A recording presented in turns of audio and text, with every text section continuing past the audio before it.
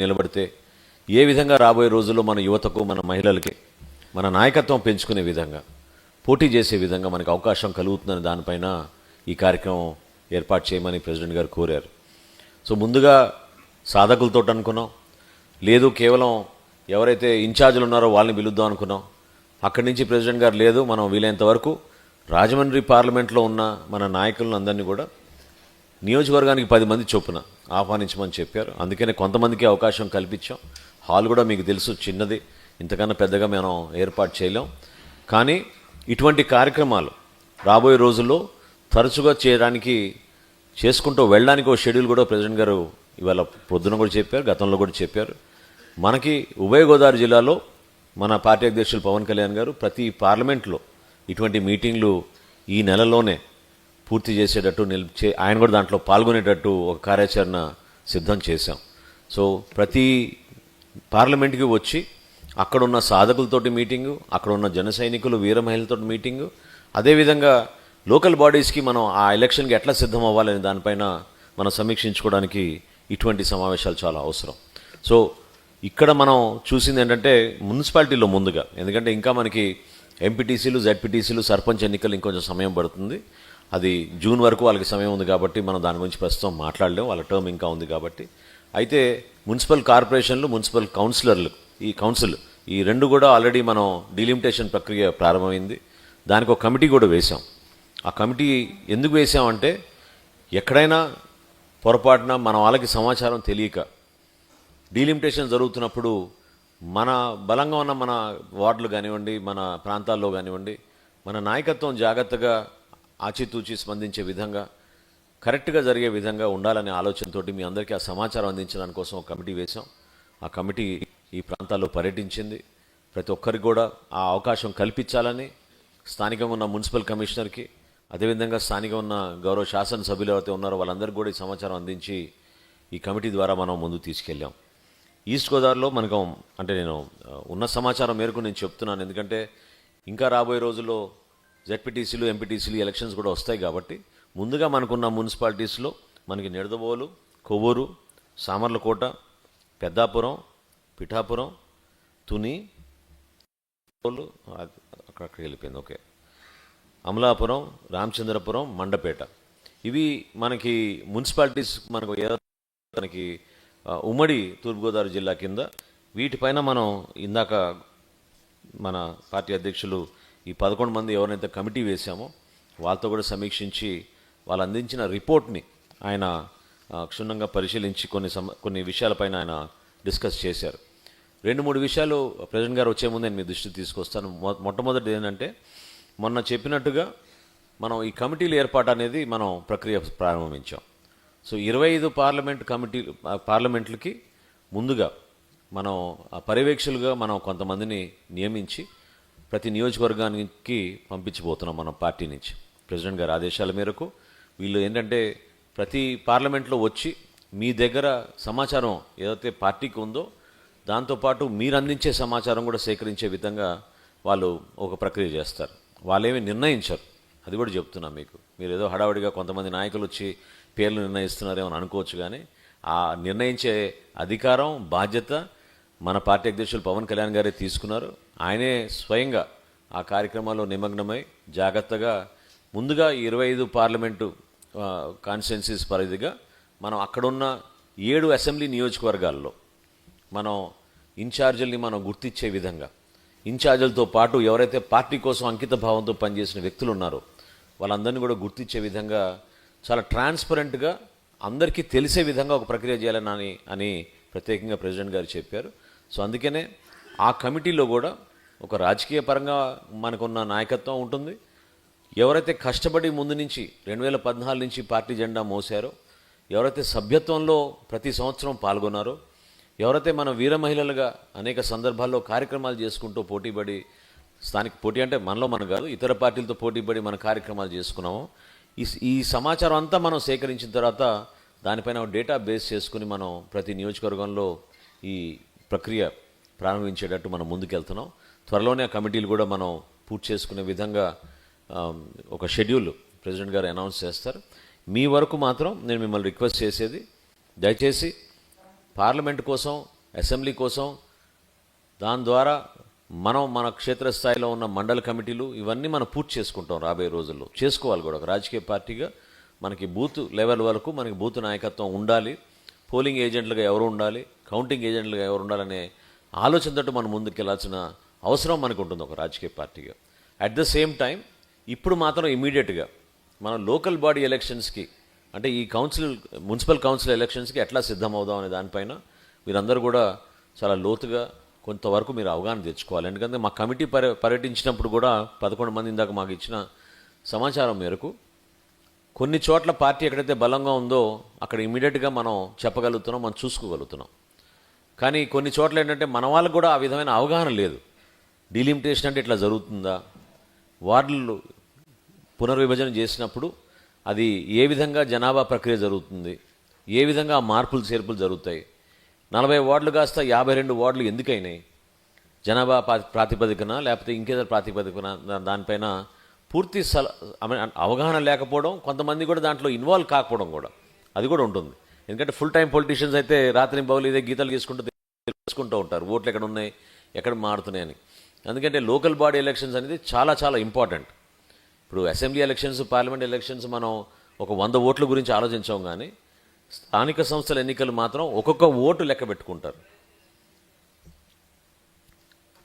ఒక్కొక్క ఓటు లెక్క పెట్టుకుంటారు. అది చాలా ఇంపార్టెంట్ ప్రక్రియ అది. కాబట్టి ఇప్పటి నుంచే మనం ఎంతవరకు మనం పార్టీ నుంచి మనం ఇటువంటి బాధ్యత తీసుకుని ముందుకెళ్ళగలుగుతున్నాం అనే దానిపైన మీరే విశ్లేషించుకోండి. మీ నాయకత్వం ఎదగాలి. మీకు అద్భుతమైన సువర్ణ అవకాశం. మనం కొత్త ప్లాట్ఫామ్ ఏర్పాటు చేయబోతున్నాం పోటీ చేయడానికి. గతంలో ఉన్న పరిస్థితులు వేరు. ఈరోజు మనం కూటమిలో మనం తెలుగుదేశం పార్టీ, భారతీయ జనతా పార్టీ కలిసి వెళ్తున్నాం. కాబట్టి స్థానిక సంస్థల్లో పార్టీ తరఫున పార్టీ ప్రతినిధులుగా ప్రెసిడెంట్ గారు మీకు బీఫామ్ అందిస్తారు.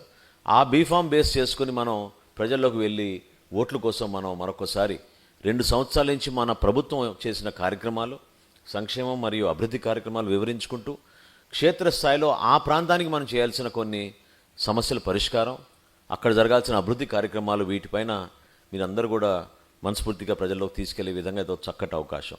సో దాన్ని మీరు దయచేసి గమనించి ఈ కార్యక్రమాన్ని మరింత విజయవంతంగా క్షేత్రస్థాయిలో తీసుకెళ్ళమని మనస్ఫూర్తిగా కోరుకుంటున్నాను. మీలో ఉన్న సాధకులు కూడా మీరు చేసిన సభ్యత్వాన్ని మనస్ఫూర్తిగా అభినందిస్తున్నాను. ఎందుకంటే ఆ కార్యక్రమం గతంలో ఎన్నడూ లేని విధంగా కొంచెం కష్టమైనా సరే, ఇబ్బంది అయినా సరే, మీరు ఒక బాధ్యత తీసుకుని ఎవరైతే సభ్యత్వం చేయాలనే పట్టుదలతో ముందుకు వచ్చారో వాళ్ళందరూ కూడా సభ్యత్వాన్ని పూర్తి చేయగలిగారు. రాబోయే రోజుల్లో మనం కమ్యూనికేషన్ అనేది చాలా ఇంప్రూవ్ చేసుకోవాలి. ఎందుకంటే మీ అందరికీ తెలుసు సోషల్ చాలా విపరీతంగా ఈ రోజున ఒక ఏజ్ గ్రూప్ అనే కాదు, ప్రతి ఒక్కరు కూడా అదొక కమ్యూనికేషన్ ఫామ్గా మారిపోయింది సోషల్ మీడియా. కాకపోతే నేను ప్రతి మీటింగ్లో ఇదే అంటూ ఉంటాను, సోషల్ మీడియాని మనలోనే మనం విమర్శించుకోవడానికి, మన నాయకత్వంలోనే మనం ప్రశ్నించడానికి, లేదా అనవసరంగా ఒకరిపైన ఒకరు పోస్టులు పెట్టుకుని మనకి తగాదాలు ఉన్నాయి, గ్రూప్స్ ఉన్నాయనే భావన కల్పించకుండా దయచేసి మీరు కొంచెం డిసిప్లిన్ తీసుకొచ్చే విధంగా ముందుకు వెళ్ళాలి.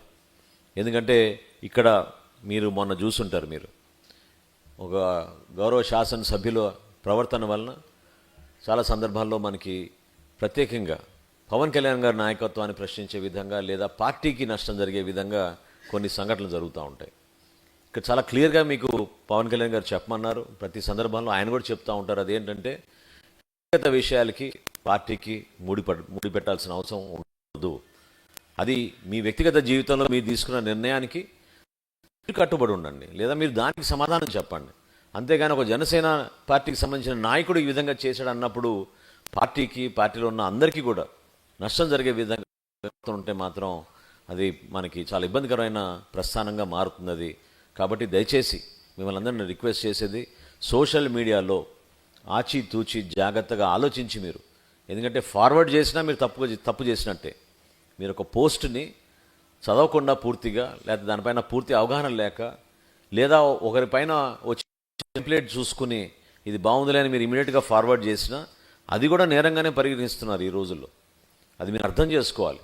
కాబట్టి ప్రతి అంశం పైన ఇది ఒకవేళ మనం ఇట్లా మాట్లాడితే మన పార్టీకి నష్టం జరుగుతుందా, లేదా మన పార్టీకి బెనిఫిట్ అవుతుందా, లేదా వ్యక్తిగతంగా మనం ఎవరినైతే ఒక మనిషిని అంటున్నామో, ఆ వ్యక్తిని అంటున్నామో, అతనికి ఏమైనా ఇబ్బంది కలుగుతుందా అనే దానిపైన మీరు ఖచ్చితంగా అవగాహన తెచ్చుకుని అప్పుడు మీరు చేయాలి తప్ప సోషల్ మీడియాని మీరు తప్పకుండా ఈ కమ్యూనికేషన్ కోసం వాడుకుంటే వాట్సాప్ మెసేజెస్ అన్నీ కూడా మన పార్టీ కార్యాలయం నుంచి వస్తున్న సమాచారం దాన్ని మీరు మీ గ్రూపుల్లో 10 మందికి పంచి ఈ విధంగా మనం కార్యక్రమాలు చేసుకుంటూ ముందుకెళ్దాం అనుకున్నప్పుడు మీకు తద్వారా మీ నాయకత్వ ఉపయోగం నేను తెలుపుకుంటున్నాను.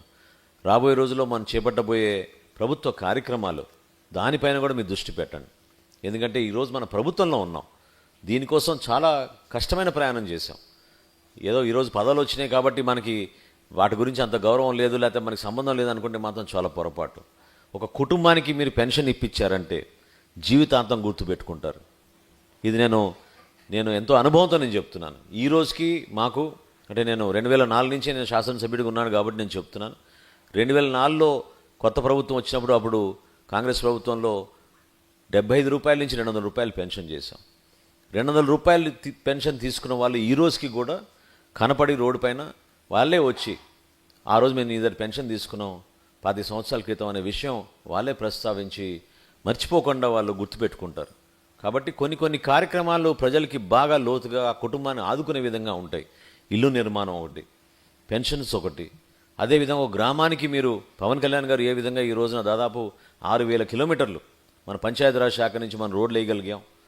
ఆ కార్యక్రమాన్ని మీ ఓనర్షిప్ మీరు తీసుకుని ఇది మన పార్టీ ద్వారా జరిగింది, మన పార్టీ అధ్యక్షుడు పవన్ కళ్యాణ్ గారు ఇప్పించారు మీకోసం, మేము జనసేన పార్టీలో మీకోసం కష్టపడ్డాం తీసుకొచ్చాం అనే భావన మీరు కల్పించగలిగితే కూటమిలో మనం సహజంగా మన తెలుగుదేశం పార్టీ భారతీయ జనతా పార్టీ మనం జనసేనగా మనం ప్రతి గ్రామంలో తిరుగుతున్నప్పుడు మన నాయకత్వం ఎదిగే విధంగా ఇదొక అవకాశం. పెన్షన్లు ప్రతి నెల మనం పంచేటప్పుడు కూడా కొంతమందే వెళ్తున్నారు, అందరూ వెళ్ళడం లేదు. ఎందుకంటే ఇనిషియల్గా కొంచెం జెండా పట్టుకుని తిరిగారు, కానీ ఈ రోజున ప్రతి నియోజకవర్గాల్లో ఆ యాక్టివిటీ కనపడడం లేదు. దాన్ని ఉపయోగించుకోండి. మీరు ఎక్కడైనా మీకు అటువంటి సమస్యలు వస్తే స్థానికంగా సహజంగా కొన్ని ఇష్యూస్లో వస్తే దాన్ని మీరు మన పార్టీ కార్యాలయం దృష్టికి తీసుకురండి. మన వాళ్ళు ఏంటంటే మనల్ని పిలవడం లేదు కదా అని చెప్పి మానేస్తున్నారు. అట్లా ఏం లేదు. గవర్నమెంట్లో మనం మీ స్థానికంగా ఉన్న స్వర్ణ సచివాలయం ఏదైతే ఉందో గ్రామాల్లో కానీ వార్డులో కానీ అక్కడ ఉన్న కార్యదర్శులతో మీరు మాట్లాడుకొని ఏ ప్రాంతాల్లో పంచుతున్నారు, ఏ టైంకి పంచుతున్నారని తెలుసుకుని మీరు కూడా ఆ కార్యక్రమంలో పాల్గొంటే పెన్షన్స్ డిస్ట్రిబ్యూషన్లో మీకు చక్కటి అవకాశం దొరుకుతుంది. దాని ద్వారా మీరు ప్రజలకి మరింత దగ్గర అవుతారు. ఎస్పెషలీ ఇప్పుడు మనకి లోకల్ బాడీస్ ఎలక్షన్స్ రాబోతున్నాయి కాబట్టి దానిలో మీరు తప్పకుండా మీరు చూసుకోండి. రెండో ముఖ్యమైన ప్రోగ్రాం మధ్యాహ్న భోజనం పథకం మన బిడ్డల కోసం. ఈ ప్రభుత్వ పాఠశాలలో 41,000 ప్రభుత్వ పాఠశాలలో మనం ఈ రోజున అద్భుతమైన ఫైన్ క్వాలిటీ రైస్ మనం డొక్కా సీతమ్మ గారి స్ఫూర్తితోటి పవన్ కళ్యాణ్ గారు సూచించినప్పుడు దాన్ని ఈ రోజున రాష్ట్ర వ్యాప్తంగా మనం తీసుకెళ్తున్నాం. 4,000 సంక్షేమ హాస్టల్స్ ఉన్నాయి. 4,000 సంక్షేమ హాస్టల్స్, 41,000 ప్రభుత్వ పాఠశాలలు.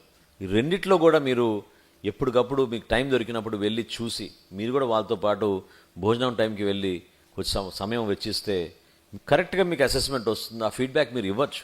ఎక్కడైనా పొరపాటు ఉంటే అక్కడ ఉన్న హెడ్ మాస్టర్తో మాట్లాడవచ్చు, లేదా మా దృష్టికి తీసుకురావచ్చు. తప్పకుండా దాని గురించి ఎంక్వైరీ వేసి ఏమైనా పొరపాట్లు జరిగితే దాన్ని సర్దిద్దుకోవడానికి ఈ కార్యక్రమాన్ని ప్రజల్లో తీసుకెళ్ళగలుగుతాం.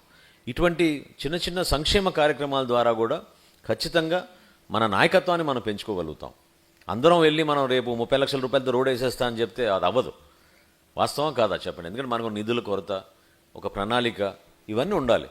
కాబట్టి మీరు ఖచ్చితంగా మీ గ్రామాల్లో కుంటలు ఉంటాయి, చెరువులు ఉంటాయి, వాటి అభివృద్ధి జరగాలి. దానికోసం ఎక్కడి నుంచి మనం డబ్బులు తీసుకురాగలుగుతాం? జాతీయ ఉపాధి హామీ పథకం నుంచి మనం గత సంవత్సరం వరకు మనం ప్రతి సందర్భంలో అద్భుతంగా తీసుకొచ్చాం. ఈ సంవత్సరం అది మారింది. అది విబిజీ రామ్జీ అనే కొత్త ప్రోగ్రాం తీసుకొచ్చారు వికసిత్ భారత్ కార్యక్రమం కింద. అందులో భాగంగా కూడా పవన్ కళ్యాణ్ గారి మంత్రిత్వ శాఖ పంచాయతీరాజ్ నుంచి మనం ఈసారి గ్రామాల్లో చాలా వరకు మనం పనులు చేసుకోవచ్చు. వాటి గురించి కూడా మీరు అవగాహన తెచ్చుకుని సిమెంట్ రోడ్లు, కాలువల నిర్మాణం, తడి చెత్త పొడి చెత్త సేకరణ, ప్రతి గ్రామంలో కూడా మనం ఈ వేస్ట్ మేనేజ్మెంట్ ట్రీట్మెంట్ ఎట్లా చేయాలి, వీటన్నిటిపైన కూడా మనం అవగాహన తెచ్చుకోవాల్సిన అవసరం, బాధ్యత కూడా మనందరికీ ఉంది. దయచేసి రాజకీయ పరంగా మనం ఎదగాల్సిన కార్యక్రమం ఇది. గతంలో 2019 ఎలక్షన్స్ ముందు కూడా నేను ఎక్కడ మాట్లాడినా కూడా ఒకే మాట చెప్పేవాడిని.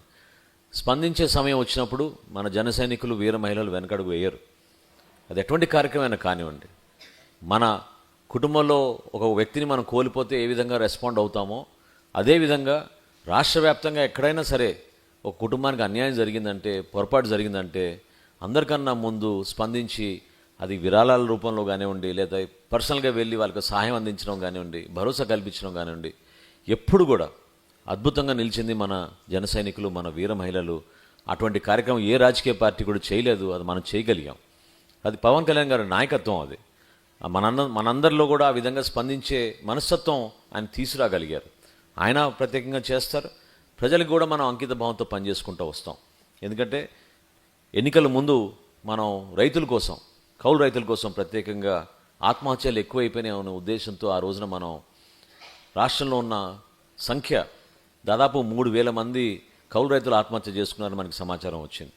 ప్రతి పోలీస్ స్టేషన్కి మన ఆర్టీఐ ద్వారా సమాచారం సేకరించి అక్కడున్న కౌలు రైతులు ఎవరైతే ఆత్మహత్యకి పాపం కోల్పోయారో వాళ్ళ కుటుంబాన్ని మనం పిలిపించి చెక్ చేసుకుని ₹1,00,000 ఆర్థిక సహాయం జనసేన పార్టీ నుంచి మనం అందించాం. ఆ రోజు ఆ కార్యక్రమానికి అందరికన్నా ముందు నిలబడింది మన పార్టీ అధ్యక్షులు పవన్ కళ్యాణ్ గారు. ఆయన ₹5 కోట్ల విరాళం ఇచ్చి ఆ రోజున కౌలు రైతు కుటుంబాలని ఆదుకోగలిగారు. అంటే ఆ స్ఫూర్తిని నింపే విధంగా ఆయన అందరికన్నా ముందు, అది ఉగాది రోజు నాకు బాగా గుర్తు, ఆ రోజు ఆ ముందడుగు వేసి ₹5 కోట్ల విరాళం ఆయన అందించి ఆ రోజు నుంచి మనం ప్రతి జిల్లాలో పర్యటించి, అసలు ఎవరు ఊహించరు, తూర్పుగోదావరి జిల్లాలో నిజంగానే కౌలు రైతులు ఆత్మహత్యలు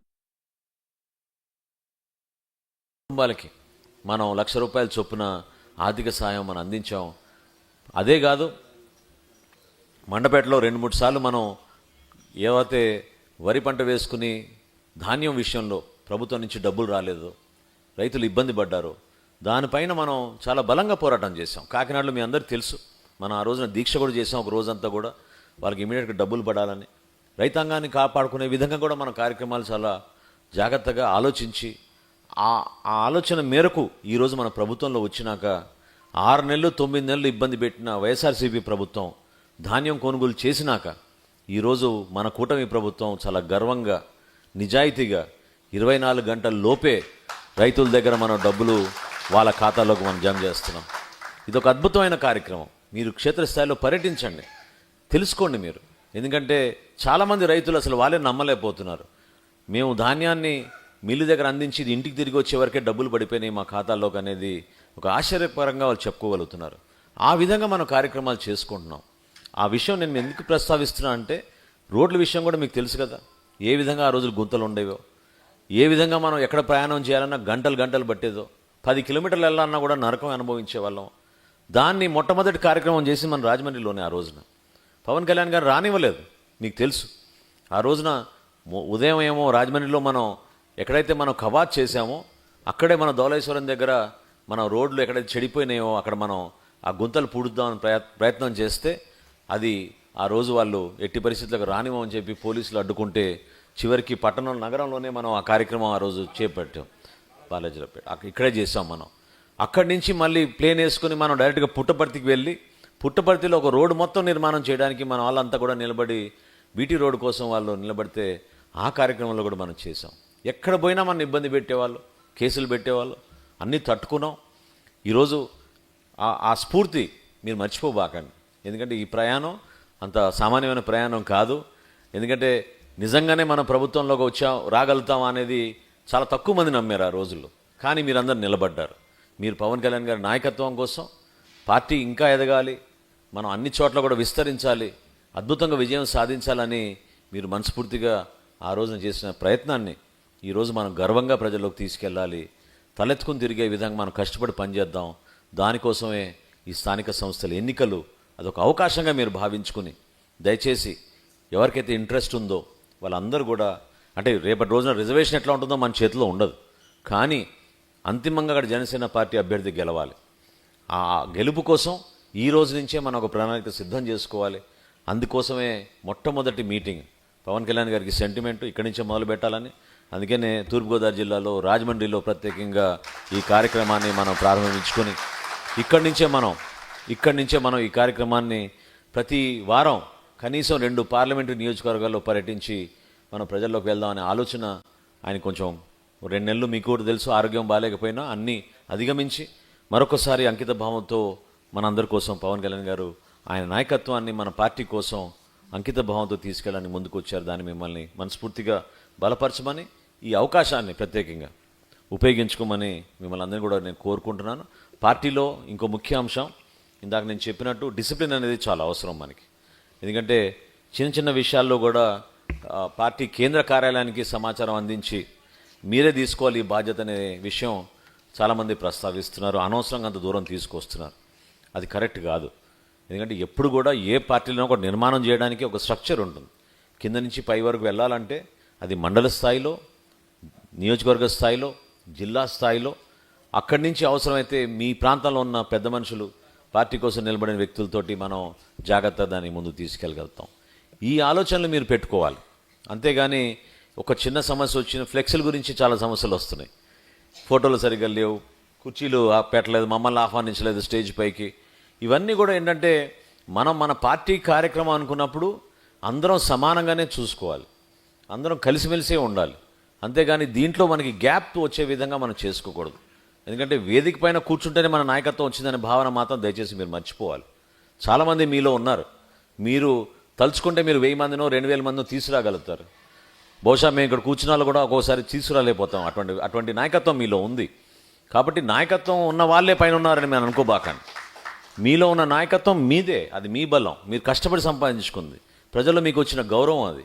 ఆ గౌరవాన్ని పార్టీ కార్యక్రమంతో పాటు మీరు జాగ్రత్తగా ముందుకు తీసుకెళ్తే ఖచ్చితంగా మీకు భవిష్యత్తు ఒక మంచి ఆపర్చునిటీ ఉంటుంది. మీకు ఒక కెరియర్గా, రాజకీయ నాయకులుగా మీరు ఎదగాలి. దాన్ని నిలబెట్టుకోమని నేను మనస్ఫూర్తిగా కోరుకుంటున్నాను. ఈ కార్యక్రమం ద్వారా ఈరోజు మనం ఒక అద్భుతమైన ప్రణాళికతోటి ముందుకెళ్తున్నాం. ఎందుకంటే గతంలో మీకు తెలుసు, పార్టీ పరంగా పవన్ కళ్యాణ్ గారు మన రాష్ట్రాలకి మంచి జరగాలని, కూటమి విజయం సాధించాలని ఆయన ఎక్కడ కూడా ఆలోచించకుండా త్యాగం విషయంలో, సీట్ల విషయంలో, కొన్ని సందర్భాల్లో మన నాయకులకి ఇబ్బంది అయినా కూడా లేదు, ఇది మన కూటమి కోసం చాలా అవసరం, ప్రజల కోసం అవసరం అని చెప్పి మనం సీట్లు కూడా మనం చాలా సందర్భాల్లో వదిలేసామన్నా కూడా ఒక వ్యూహం ప్రకారంగా ముందు మనం జగన్మోహన్ రెడ్డి పరిపాలన మనం ఎట్టి పరిస్థితుల్లో రానికూడదు, మరొకసారి ప్రజలకి బాగా నష్టం జరిగింది, మన వల్ల అది జరగలేదనే భావన కలగకూడదనే ఉద్దేశంతో పవన్ కళ్యాణ్ గారు ఒక వెనకడుగు వేసి అవసరమైతే భారతీయ జనతా పార్టీ నాయకులు కోరినట్టుగా, తెలుగుదేశం పార్టీ నాయకులు కోరినట్టుగా సీట్ అడ్జస్ట్మెంట్లు మనం చేసుకుంటూ వచ్చాం. కానీ ఈ రోజున ఖచ్చితంగా స్థానిక సంస్థల్లో ఎక్కడైతే మనం బలంగా ఉన్నామో, ఎక్కడైతే మనం గెలవగలుగుతామో, ఎక్కడైతే మన నాయకత్వం ఉందో వాటి కోసం డెఫినెట్గా మనం ఒక ప్రణాళికబద్ధంగా సిస్టమేటిక్గా ఆ వివరాలు తీసుకొని బలంగా ఈ సీట్లు మనం ఖచ్చితంగా మనం గెలవగలుగుతాం, ఈ సీట్లు మనం పనిచేసాం దానికోసం. ఈ లోకల్ బాడీ ఎలక్షన్స్లో కౌన్సిలర్ పోస్ట్ కానివ్వండి, కార్పొరేషన్ పోస్ట్ కానివ్వండి, మనం సాధించుకోగలుగుతాం అనే నమ్మకం మీ అందరిలో కూడా రావాలి. దానికోసం మీరు శ్రమించాలి. అంతేగాని మనం తొందరపడి ఏదో మనకు కావాలి కదా అని, మనకు సంఖ్య కావాలనే విషయం మాత్రం మీరు ప్రస్తావించబాకండి.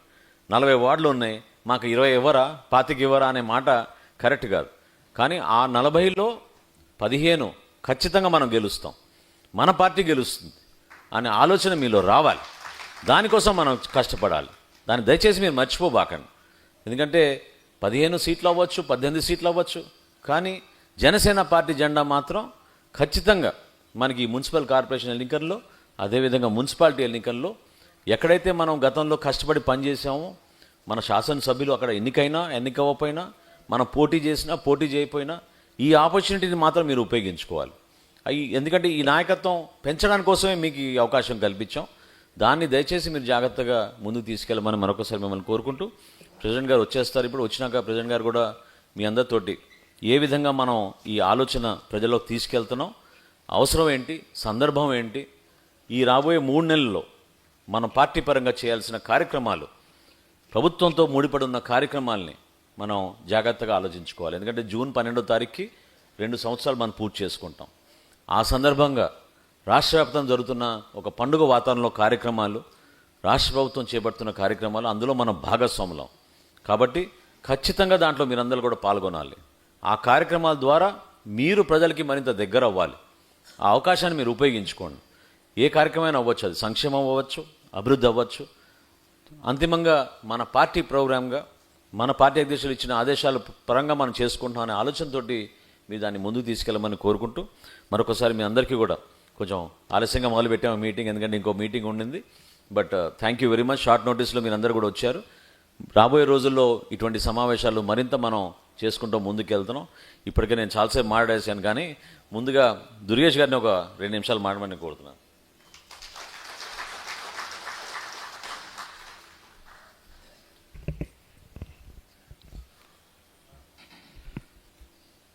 రాజకీయ వ్యవహారాల కమిటీ అధ్యక్షులు, ప్రస్తుత పౌర సరఫరాల శాఖ మంత్రులు,